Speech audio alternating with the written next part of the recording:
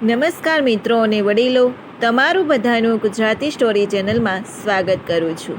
Bus station જવાની ઉતાવળમાં રસ્તામાં એક્સિડન્ટ થયું. રસ્તા વચ્ચે સામેની મોટરમાંથી એક ભાઈ ઉતર્યા. નજીક આવીને એવું કહ્યું કે જો આ સ્ટોરી તમને પસંદ પડે તો આ ચેનલને સબસ્ક્રાઈબ, લાઈક, શેર અને કમેન્ટમાં અભિપ્રાય જરૂર આપજો. હું મોટે ભાગે બસ સ્ટેશન જવાનું થાય ત્યારે કોઈ મિત્ર કે પડોશી ભેગો જ જાઉં છું, પરંતુ આજે જરા અચાનક જવાનું થયું અને તેમાં પણ ઉતાવળમાં હતો. એટલે મોબાઈલ કાઢીને તરત જ કેબ બુક કરી નાખી. આંગળીના ટેરવે હવે કેટલી સુવિધાઓ મળે છે, તો શું કામ ફાયદો ન ઉપાડીએ? થોડા સમય પછી કેબ આવી ગઈ એટલે હું ટેક્સીમાં બેસીને બસ સ્ટેશન જવા માટે જઈ રહ્યો હતો. ત્યાં જ એક ફ્લેટના પાર્કિંગમાંથી એક મોટરવાળો ઝડપથી પાર્કિંગની બહાર આવ્યો. ટેક્સીવાળાએ જોરદાર બ્રેક મારતા મારું એક્સિડન્ટ થયું. કંઈ જ નુકસાન એક પણ વાહનમાં નહોતું થયું. બધો વાંક મોટર ચલાવવાવાળાનો હતો. તેમ છતાં તે મોટરમાંથી બહાર આવી અને ટેક્સીવાળા પર ગુસ્સો કરવા લાગ્યો અને સાથે સાથે રોફ જમાવવા માટે ખૂબ ગાળો પણ બોલવા લાગ્યો. ટેક્સીવાળો કશું જ બોલ્યો નહીં અને ત્યાંથી ચાલતો થયો. ત્યારે મને પણ થયું કે મોટરવાળાનો જ બધો વાંક હતો. તેમ છતાં તેની ગાળો કેમ સાંભળી? આ તો આપણી નજર બરાબર હતી એટલે બહુ વાગ્યું નથી, નહીં તો આપણે બંનેને અત્યારે હોસ્પિટલમાં દાખલ થવું પડ્યું હોત. ત્યારે ટેક્સીવાળાએ કહ્યું કે ભાઈ, બોલતા તો બધાને આવડે છે, પણ આવા લોકો કચરા ગાડી કહેવાય. તેની સાથે માથાકૂટ કરાય નહીં. આટલી વાત સાંભળતા મને ટેક્સીવાળાની વાત સાંભળવાની જિજ્ઞાસા થઈ અને મેં પૂછ્યું કે ભાઈ, તે મોટરવાળાને કચરા ગાડી કેમ કહી?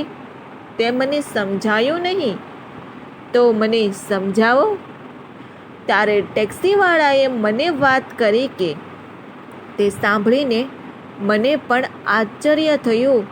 તેને વાત કરતાં કહ્યું કે આવા લોકો પોતાના મગજમાં હવા રાખીને ફરતા હોય છે.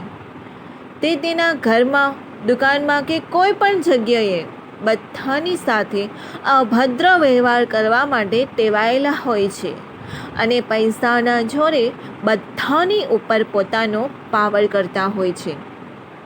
તેને કોઈની વાત સાંભળવામાં કે સમજવામાં જરા પણ રસ નથી હોતો, ત્યાં સુધી કે તેની પત્ની, પુત્ર કે માતા પિતા કે ભાઈ બહેન પોતાના ઘરના સભ્યોની સાથે પણ સારી રીતે વર્તન કરતા નથી હોતા, જેથી તેના ઘરના સભ્યો પણ તેને કામ વગર બોલાવતા હોતા નથી અને ઘરમાં અશાંતિ જ ફેલાવતા હોય છે.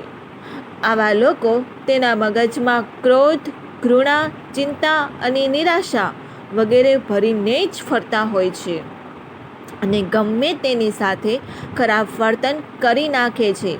જ્યારે એક વ્યક્તિની સાથે ઝઘડો કરી નાખે છે, પછી બીજા 4-5 લોકોને એમને એમ પોતાની ભૂલ હોવા છતાં ખરાબ વર્તન કરી અને ગાળો આપે છે અને પોતાના મગજમાં ભરેલો કચરો બીજા પર ઠાલવીને પોતે હળવા બનવાની કોશિશ કરે છે.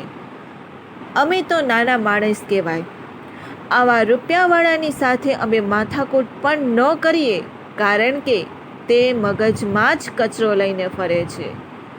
તે અમે અમારા મગજમાં શું કામ લઈએ? અમે આવા લોકોથી જ દૂર જ રહીએ છીએ. માથાકૂટ કરીને અમારો મગજ ખરાબ કરીએ તો અમે અને અમારા ઘરના સભ્યો દુઃખી થઈ જાય. જે લોકો અમારી સાથે સારું વર્તન કરે છે તેનો આભાર.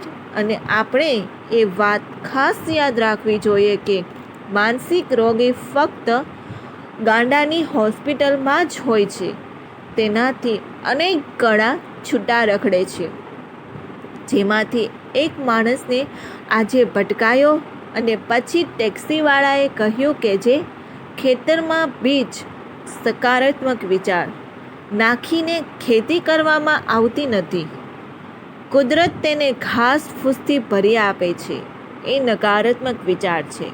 અને આ જગતમાં જેની પાસે જે હોય તે જ આપણને આપી શકે છે. સુખી સુખ આપે છે, દુઃખી દુઃખ આપે છે, જ્ઞાની જ્ઞાન આપે છે, ભયભીત ભય આપે છે. પરંતુ આપણે બધા પાસેથી શું લેવું તે તો આપણા પર છે. જો આ સ્ટોરી તમને પસંદ પડી હોય તો દરેક લોકો સાથે શેર કરજો. આવી સ્ટોરી સાંભળવા માટે આ ચેનલને સબસ્ક્રાઈબ, લાઈક, શેર અને કમેન્ટમાં અભિપ્રાય જરૂર આપજો. સાંભળવા માટે તમારા બધાનો ખૂબ ખૂબ આભાર વ્યક્ત કરું છું.